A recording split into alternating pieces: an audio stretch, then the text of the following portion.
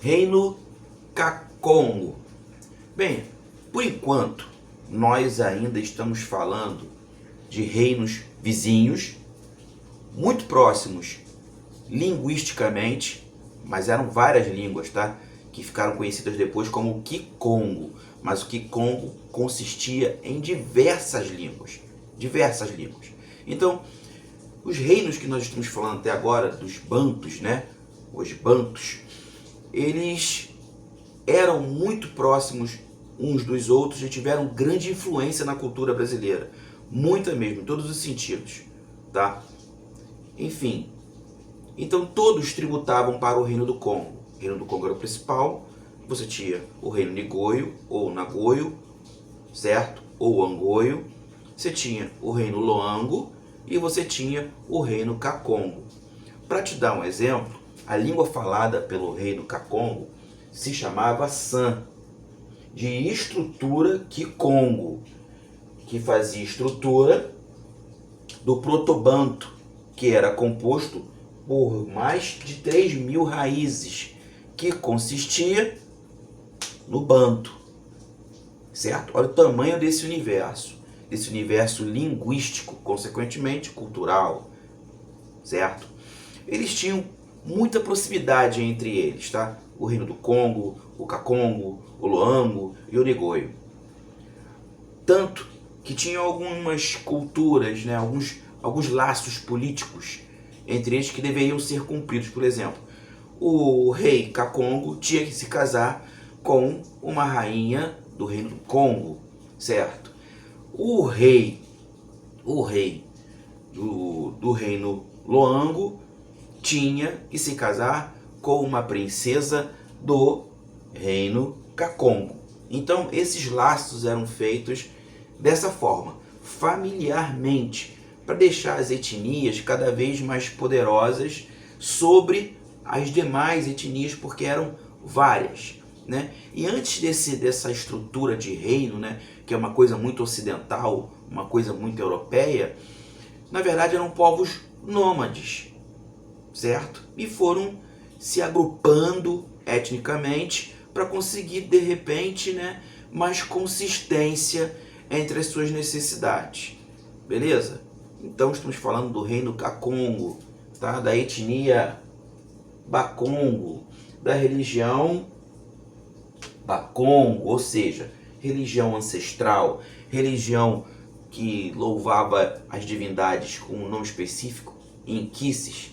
E dentro desses Inquices você tinha ainda outra nomenclatura, Ginzambi e Zambi. Mas essa nomenclatura nasceu após o contato com os portugueses. Até então não existia essa diferença dentro da própria religiosidade ancestral dos bantus, certo?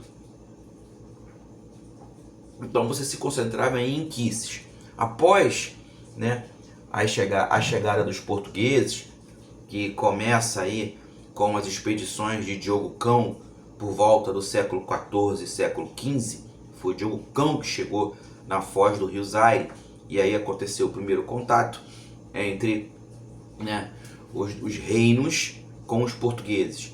A partir daí, na tentativa de proximidade política, na tentativa de ganhar mais potencial, né, econômico também, e também de fugir da própria escravidão, o Reino do Congo, que era o reino principal, tá?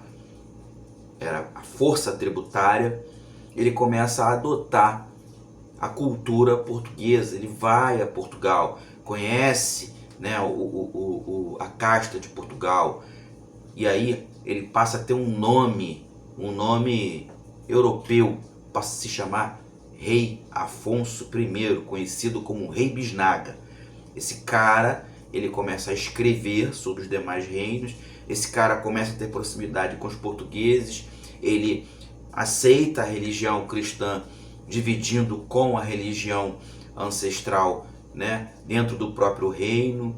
Ele começa a criar, né, novos ritos, por exemplo, o ato de colocar ao lado direito um representante da Igreja Católica e ao lado esquerdo um representante da religião ancestral, né? E aí, atualmente, aqui no Brasil, nas religiões de matriz africana, principalmente na Umbanda, a gente costuma manter essa tradição que muitos não sabem nem de onde vem, né? De direita você chama de Umbanda e esquerda você chama de Banda. Na verdade, isso veio lá de trás, com o rei Afonso, que colocava à direita um representante da igreja cristã, da igreja católica, e do lado esquerdo um representante da religião ancestral. Então se criou uma cultura, certo? Criou uma mania exercida dentro dos terreiros aqui no Brasil, enfim. Então, a partir do contato com Afonso, a partir do crescimento, da ascensão de Afonso, né, com a proximidade com os portugueses e, consequentemente, a exploração no mercado escravo, né, lá na África tradicional, algumas coisas modificam, algumas coisas são modificadas. Entre elas, exatamente, um nome, a maneira de lidar com as divindades, porque passaram a chamar de Zambi o Deus branco, certo? O Deus branco, Jesus Cristo, digamos assim, e de Nzambi as divindades ancestrais, as divindades da cultura ancestral dos africanos, dos bantos. Conceito banto, mais uma vez reforçando, ele lá nasce após 1800, tá bom? Até então não existia esse conceito. Bem, vamos continuar falando sobre o reino Kakongo. Cara, o reino Kakongo, ele durou muito pouco, tá? Ele durou bem pouco. Era um reino pequeno, que ficava entre o reino Nigoio e o reino Loango, tá? Extremamente potencial em matéria de comércio, ele era muito comercial, vivia a vidinha deles lá, certo? Espalhando comércio, espalhando tradições que eram incorporadas em outros reinos maiores, ok? E aí você tinha duas capitais. A capital principal era Kingele, ou Kingele, tá? Era a capital principal, mas ela não era a capital potencial. A capital potencial mesmo era Malemba, ou Malembo, tá? A pronúncia você vai perceber que vai mudar, Malembu ou Malemba. Por quê? Porque é aqui que se concentrava o comércio do reino Kakongo. Jefferson, mas o que o reino Kakongo comercializava? Porque ele era tão bom nisso, vou dizer para vocês. Conchas Zimbo, panos de ráfia, os famosos panos sambos. Café, gente, café. Açúcar, gente. Óleo de palma, que depois passou a ser muito utilizado para manutenção de maquinário. Olha aí a Revolução Industrial. Tabaco, gente. E aguardente de cana. Tudo isso aí era comercializado por esse pequeno reino chamado Kakongo.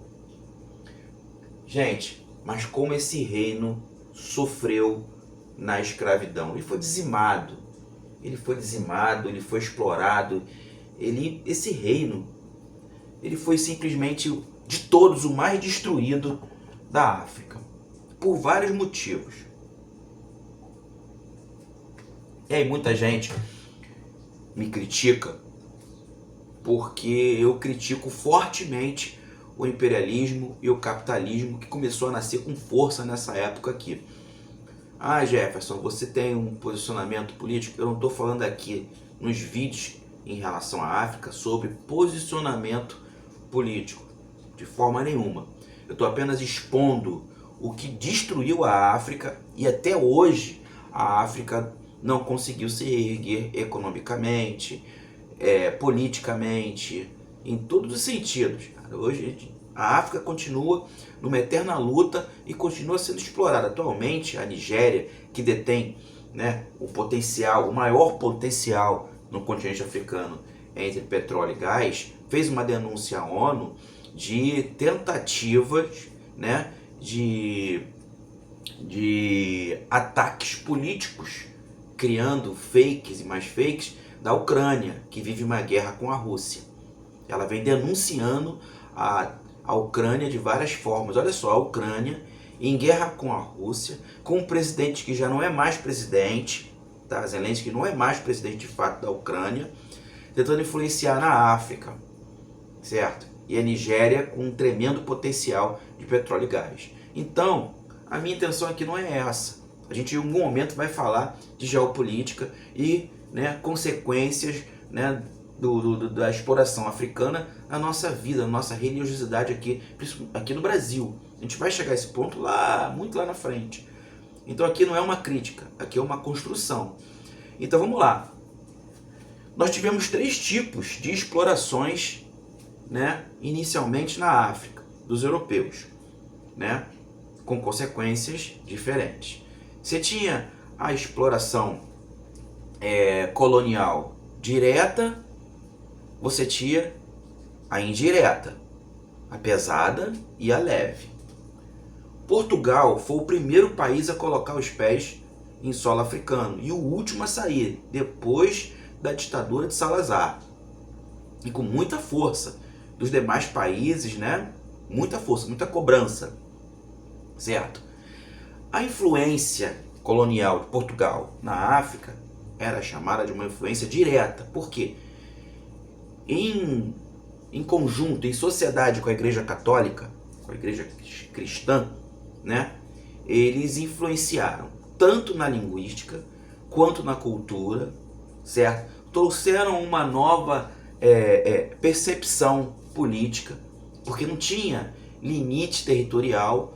Quem ensinou esse limite territorial, né, aos africanos na África tradicional quem ensinou foi a Igreja Católica com seus missionários, né? E aí, consequentemente, você vai enfraquecendo toda uma organização, porque já existia uma organização política. Detalhe, aqui existia democracia. Os reis não eram impostos. Os reis eram escolhidos, votados entre reuniões, né, de grandes chefes. Isso tanto Nagô quanto Banto. Isso na África inteira, total. Mas com a chegada dos europeus, todo esse conceito é modificado. E aí as guerras começam a crescer. Foi exatamente o que aconteceu com o Kakongo. O Kakongo, grande potência comercial, tá? Ali na África Central, sim. Atualmente o Kakongo é a República do Congo e tem um pedacinho Cabinda que é da República de Angola, certo? Mas ele está mais ali na República do Congo, tá? Atualmente. Ele ficava ali entre a região central e atlântica do antigo, né, da África tradicional, tá? Ali na África Central. Ele tinha esse acesso ao mar e também ao rio Zaire, que era muito importante para eles, tá bom? Então, quando, né, Jocão chega lá no Reino do Congo, começa a ter acesso, começa a modificar toda a nomenclatura, né? O Reino do Congo percebe que pode ter força sobre os tributários, né? Ele não quer perder o potencial dele. Tudo passa a modificar. E aí cresce a escravidão. E por que cresce a escravidão? Com a necessidade, tá? Com a necessidade muito grande entre os portugueses e os espanhóis na manutenção das suas colônias, é claro que cresce a necessidade de mão de obra, certo? E de onde vinha essa mão de obra? Daqui, ó. Daqui. Aí eu vou te falar mais uma vez. Entre os nagôs e os bantos, a maioria grotesca de escravizados foram bantos. E por quê? Porque em 1815 aconteceu uma coisa chamada 1815 Congresso de Viena. Com desinteresse da Prússia, do Império Russo, do Império Austríaco, ainda havia desinteresse pela África, certo? Com esse desinteresse todo, a Inglaterra inicia uma luta contra a escravidão. Mas não porque a Inglaterra é boazinha, não. A gente estava falando sobre colonização direta e indireta, certo? Portugal fazia a colonização direta. Ele influenciava religiosamente, culturalmente, economicamente, religiosamente, beleza? Inglaterra, não. A Inglaterra fazia uma colonização indireta. Ela não deixava que acontecesse, ela passou a lutar contra a escravidão, mas para poder explorar o continente africano na sua totalidade, certo? Vamos pensar, Revolução Industrial. Ó, matéria-prima, óleo de palma, vinha de onde? Do Kacongo. Quem dominava? A etnia Bakongo. Tinha o domínio nessa produção, tá? Do óleo de palma, que era utilizado na manutenção de maquinário, certo? Então, Inglaterra apenas observou outra maneira de explorar o continente africano. E aí ela começa a lutar contra a escravidão. Em 1815 veio o Congresso de Viena. Em 1850 fica proibido o tráfico de escravos, tá? Mas em 1885 vem a Conferência de Berlim, que libera geral. Libera geral. E quem se arrebenta mais uma vez? O Kacongo. Aí o Kacongo acaba de vez. Aí o reino Kacongo vai para o saco. E por que o reino Kacongo foi o primeiro reino a ser escravizado dentro desses reinos que eram dominados pelo reino do Congo, tá? Pelo rei Bisnaga, Afonso I. Bisnaga, Afonso I. Por quê? Por quê, Jefferson? Porque olha só, com o enfraquecimento de todo esse comércio, com o crescimento da escravidão, onde o reino do Congo começa a escravizar o seu próprio povo, né? Ele começa a escravizar os reinos que eram submissos a ele, Nigoio, Loango e Kacongo. Primeiro ele impôs o seguinte: vocês têm que aceitar a religião cristã. E aí que deu caô, né? Deu caô no baile, foi aqui. Porque o Kacongo, dos Bakongo, não aceitaram de forma alguma que fosse imposto outra religiosidade para eles. Não, nós não vamos aceitar.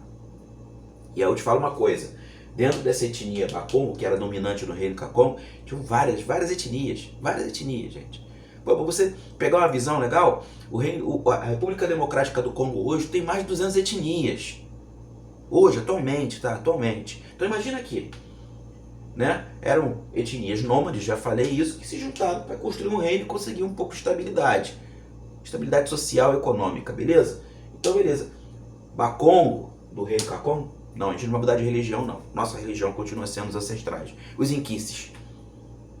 Então, o rei Afonso, o reino do Congo, fala assim: então vocês vão ser os primeiros a serem escravizados. E foi isso que aconteceu. Passaram a ter 3 pontos de captura de escravos no Kacongo: Ningui, Embamba ou Embumba e Sogno. 3 pontos. Só no reino Kacongo. Vamos falar sobre médias, tá? Vamos lá. Entre 1811 e 1830, 31 navios portugueses, 31 navios foram capturados na foz do rio Zaire, reino Kacongo. Entre 1811 a 1830, 31 navios capturados na foz do Zaire pelos ingleses, 80,64% eram negreiros do Brasil, ou tumbeiros, tá? Negreiros era uma forma chamada pelos próprios portugueses, os navios negreiros, tá ok? Mas pelos africanos, eles eram chamados de tumbeiros. Ou seja, em 1811, entre 1811 e 1830, pegou legal a visão? Mas em 1815 já tinha acontecido o Congresso de Viena. para enfraquecer o tráfico de escravos. Ainda assim, o Brasil continuou na frente, escravizando. 31 dos navios capturados na foz do Rio Zaire, 80,64% eram negreiros do Brasil. Tem outra estatística que eu vou te passar também. Tá? Fluxo de tumbeiros, acabei de falar agora, navios negreiros, certo? Fluxo, 58,6% Malemba. Malemba era a principal cidade comercial do Bakongo, certo? Que dominava o Kikongo. Malemba, ela tinha todo esse potencial comercial antes. Com a escravidão, o fluxo de tumbeiros, 58,6%. Ou seja, era de onde saíam os escravos. Para onde? Brasil, tá? 29,06% Cabinda. Cabinda, Reino Nigoio. Era o limite entre o Reino Nigoio e o Reino Kakongo, o Reino Luango, ficavam muito próximos um do outro e tinham como local principal ali a foz do Rio Zaire e a Baía de Cabinda. Então você vê de longe aí que os Bakongo foram os mais escravizados para o Brasil, certo? Aí vem outra estatística muito triste, né? Nosso Brasil, maravilhoso, no dia 7 de setembro, o cara foi num lindo cavalo, lá no Rio Ipiranga, blá blá blá, independência ou morte, toda essa causada relacionada disso. O Dom Pedro I estava com uma caganeira, uma puta caganeira, certo? Montado numa mula, um pouco distante do Rio Ipiranga, não teve nada disso, certo? Nada disso. Mas beleza. Independência, né? Independência forçada pelos ingleses, pelas dívidas com os ingleses e tudo mais. Então faz o seguinte, fica independente aí, segura nosso problema, vai, toma.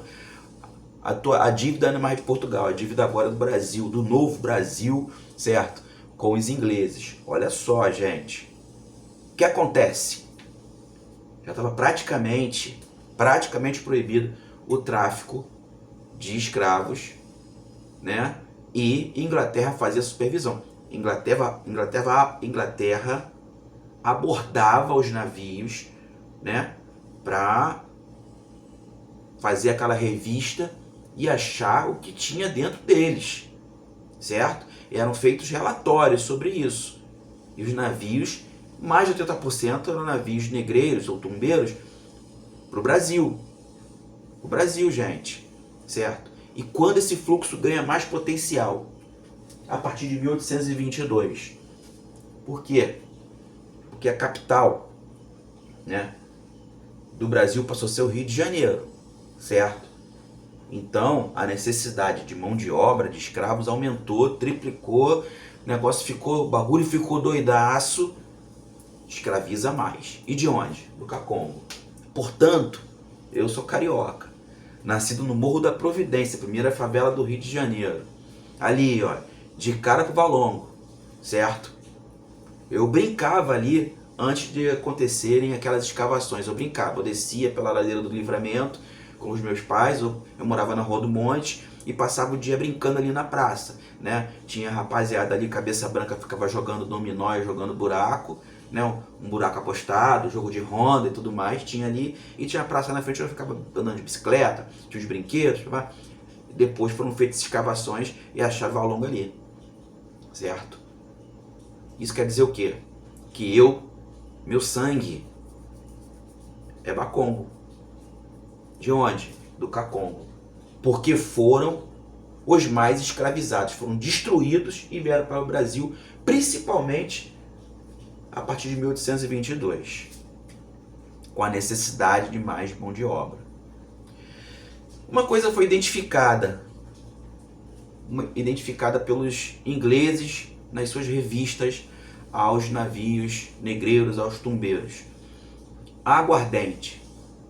Sim, primeiro que a maioria dos escravos morriam nos navios por um surto de cólera que teve nessa época, certo? Depois, o sofrimento, o banzo, tá? E aí, consequentemente, o vício, né? No aguardente. Uma coisa que infelizmente se transformou, tá?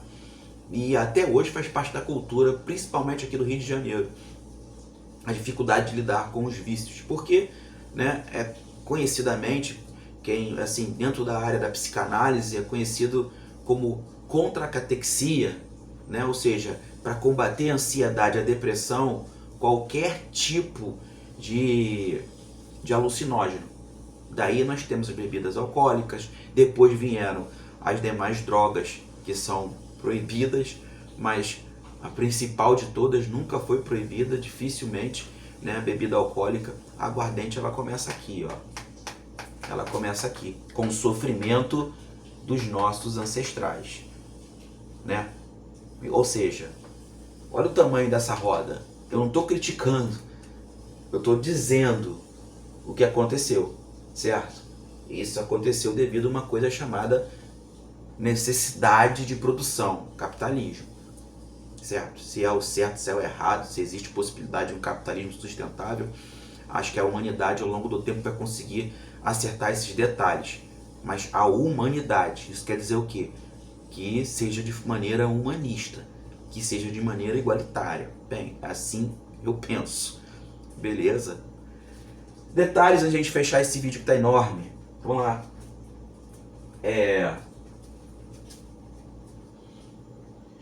O Império Kakongo acaba exatamente... Deixa eu voltar aqui pro vídeo. O Império Kakongo acaba exatamente em 1850, tá? Ele acaba de vez, certo? Ele era muito procurado pelos franceses, que também faziam colonização direta, não faziam indireta como os ingleses, né? Se você olhar o norte da África, a Argélia foi um negócio complicadíssimo para os franceses saírem de lá. Até hoje eles recebem as consequências deles com o tamanho desse fluxo migratório que vai para lá. Mas isso a gente vai entrar em outro detalhe, em outro momento, tá? Então tudo é uma grande consequência. Tudo é uma grande consequência que foi construída lá atrás, né? Assim como a guerra no Oriente Médio também é uma consequência, inclusive pela própria Inglaterra. A própria Inglaterra tem muita culpa no que acontece hoje no Oriente Médio devido ao antigo Sião. A gente entra também nesse assunto em outro momento. Certo? Então, em 1850, o reino Kakongo acaba, ele é dizimado, porque ele está todo aqui no Rio de Janeiro, devido ao fluxo, né, do tráfico de escravos, que aumentou mesmo com a proibição. Mesmo com a proibição. Porque em 1817, a diplomacia portuguesa cria um corredor jurídico para continuar escravizando. Olha só, 1817. Por quê? Porque uma cultura que os próprios africanos ensinaram se tornou uma necessidade comercial. Cana-de-açúcar, café e tabaco, além do óleo de palma. E aí, Portugal, com uma grande influência diplomática, consegue criar um corredor jurídico, né, para continuar fazendo a escravidão, mesmo sob a supervisão dos ingleses, né, que mais tarde se tornou uma submissão de fato. O Reino do Congo teve culpa na escravidão? Teve, muita culpa. Tanta culpa que chegou um momento que ele perdeu total autonomia. Mas aí todos os reinos que faziam parte, né, dessa vassalagem também já estavam destruídos em todos os sentidos, certo? Então a escravidão aconteceu, fato. Ela aconteceu pela ambição, né? Boa parte da ambição dos próprios nativos. Infelizmente, né? Os portugueses vieram e plantaram uma sementinha. Essa semente cresceu com influência cultural, influência política e com uma coisa chamada evolução, que para mim não tinha nada de evolução, porque aqui na África tradicional, de ponta a ponta, já existiam reinos muito bem organizados, com democracia, onde ninguém passava fome. Tinha guerra? Sim. Havia escravos? Também. Mas uma escravidão doméstica e não uma escravidão comercial. Tem diferença. Tem diferença entre o modelo eslavo e o modelo africano. Eu sou Jefferson Arouche, um barco remando contra a maré. Beijo, até o próximo.